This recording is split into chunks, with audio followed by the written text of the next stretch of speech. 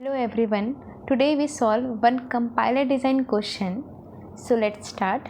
Explain in brief different phases of compiler, how the following statement is processed in different phases. Amount equals to amount plus 50 star cost. इस example के साथ हम different phases of compiler को explain करेंगे। जैसा कि हम जानते हैं कि कंपाइलर क्या करता है, हाई लेवल लैंग्वेज को असेंबली लैंग्वेज में कन्वर्ट करता है। तो हाई लेवल लैंग्वेज को असेंबली लैंग्वेज में कन्वर्ट करने के बीच में भी ना बहुत सारे फेसेस होते हैं। वो 6 फेसेस होते हैं और उन 6 फेसेस को ही हम बोलते हैं फेसेस ऑफ कंपाइलर। सो ये ब्लॉक डायग्राम है फेजेस ऑफ कंपाइलर का। सबसे पहले हाई लेवल लैंग्वेज है। हाई लेवल लैंग्वेज को हम एक एक फेज से क्रॉस करते हुए जाएंगे और लास्ट में हमारा जो हाई लेवल लैंग्वेज था वो असेंबली कोड में कन्वर्ट हो जाएगा। हाई लेवल लैंग्वेज क्या होता है? ह्यूमन अंडरस्टैंडेबल लैंग्वेज, जो लैंग्वेज ह्यूमन समझता है। For example C++, Python, Java, okay. और असेंबली कोड क्या होता है? जो मशीन समझता है जिस लैंग्वेज को, उसको हम 6 फेसेस क्या क्या हैं? Lexical analyser, syntax analyser, semantic analyser, intermediate code generator, code optimiser और टारगेट कोड जनरेशन। ओके, अब हम एक एक करके फेजेस ऑफ कंपाइलर को समझेंगे, उनका डेफिनेशन देखेंगे और इस क्वेश्चन को सॉल्व करेंगे। सबसे फर्स्ट है लेक्सिकल एनालाइजर। लेक्सिकल एनालाइजर क्या करता है? Convert lexemes into stream of tokens. जो लेक्सीम्स होता है उसे स्ट्रीम ऑफ टोकन्स में कन्वर्ट करता है।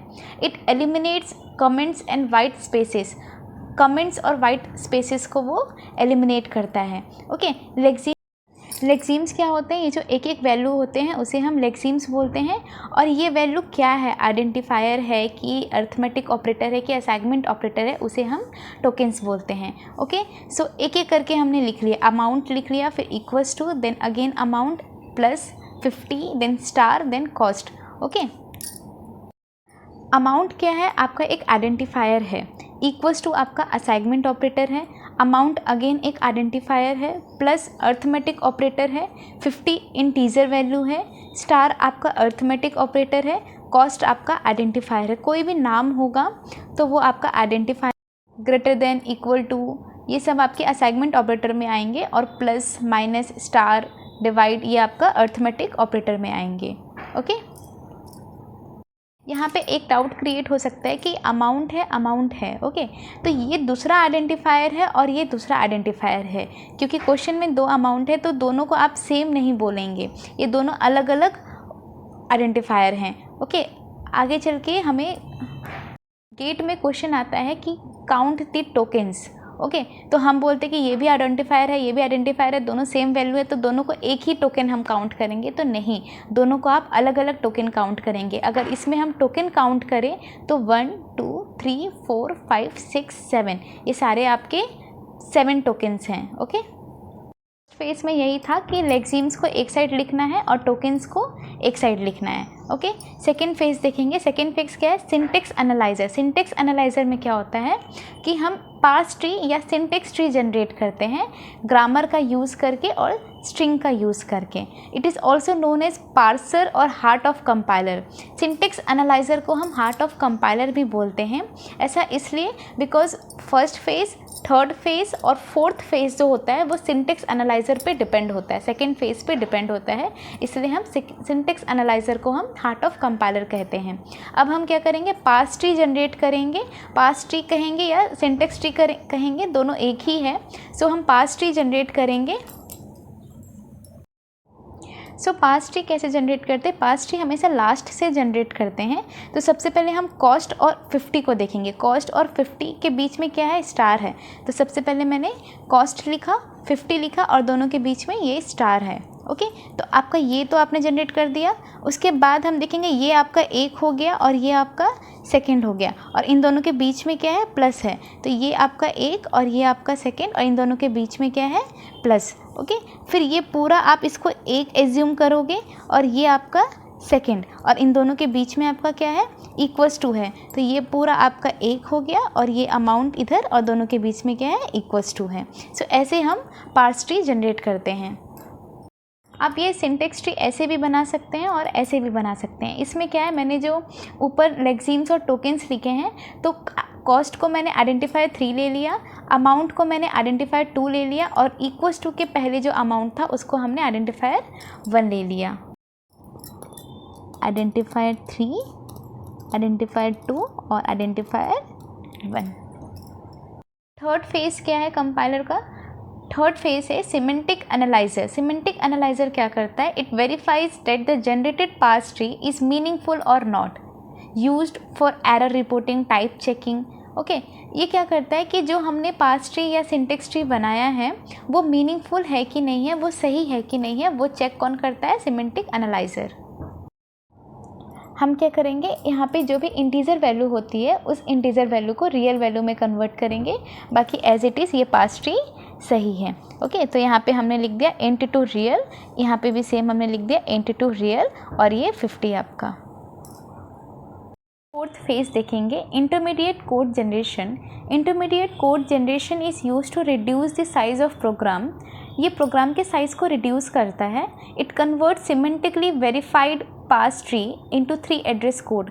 जो हमने semantically verified parse tree generate किया है उसको 3 एड्रेस कोड में जनरेट करता है। ओके, कन्वर्ट करता है। इसमें क्या होता है, 3 एड्रेस कोड में 2 सोर्स कोड होते हैं और एक डेस्टिनेशन या टारगेट कोड होता है। ओके, तो सबसे पहले हमने एक टेम्पररी वेरिएबल लिया 1, जिसमें हमने क्या किया, 50 वैल्यू को इंटीजर से रियल में कन्वर्ट करके टेम्पररी 1 में हमने स्टोर करा दिया।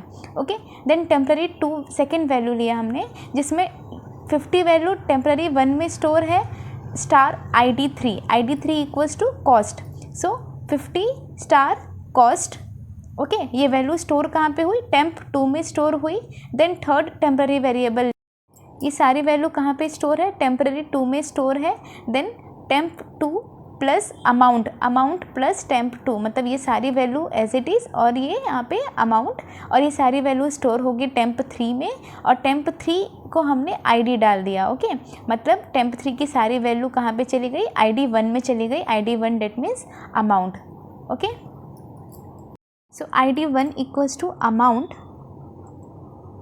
इक्वल्स टू अमाउंट, ID2 मतलब ये अमाउंट प्लस टेम्प 2 में कौन सी वैल्यू स्टोर थी? Temp 1 star ID। टेम्प 1 में कौन सी वैल्यू थी? 50 स्टार ID3 की क्या वैल्यू थी? कॉस्ट। ओके, हमारा यही इक्वेशन आ गया। तो फेज देखेंगे कोड ऑप्टिमाइजेशन। कोड ऑप्टिमाइजेशन क्या होता है? Reduce number of lines of code and generate intermediate code. जो हमने इंटरमीडिएट कोड जनरेट किया है ना, उसको वो रिड्यूस करता है, उसके लाइंस ऑफ कोड को वो क्या करता है?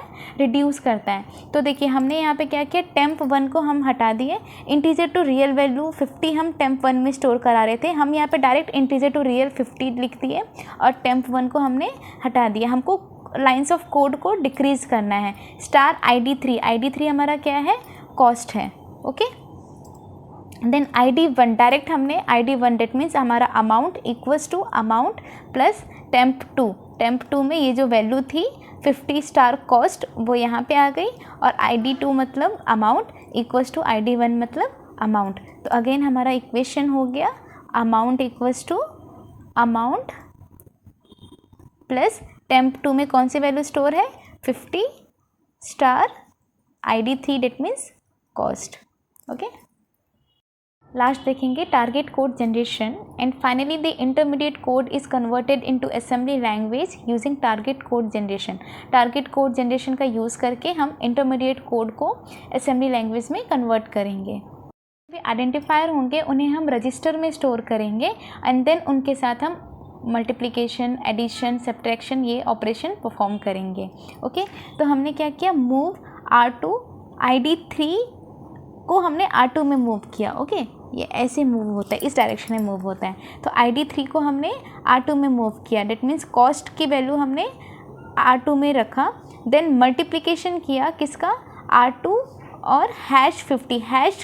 हैश का मतलब है कि ये रियल वैल्यू है।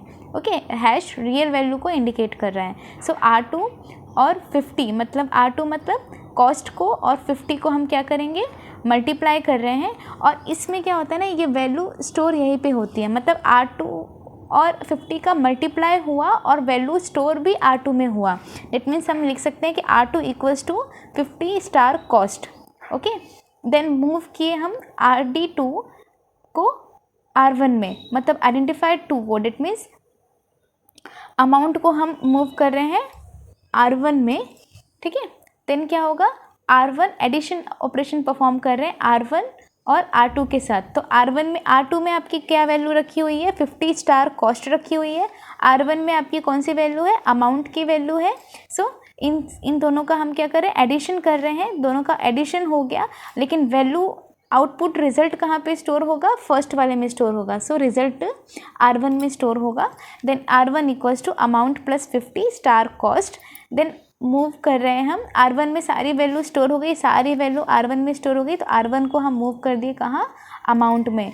आइडेंटिफायर 6 स्पेसिस ऑफ कंपाइलर को एक्सप्लेन कर लिए, समझ लिए, और हमने amount equals to amount plus 50 star cost, जो कि ह्यूमन अंडरस्टैंडेबल लैंग्वेज था, हाई लेवल लैंग्वेज था, इसको हमने असेंबली लैंग्वेज में कन्वर्ट कर लिया। Okay, that's all for today. Thank you so much and have a nice day. Thank you.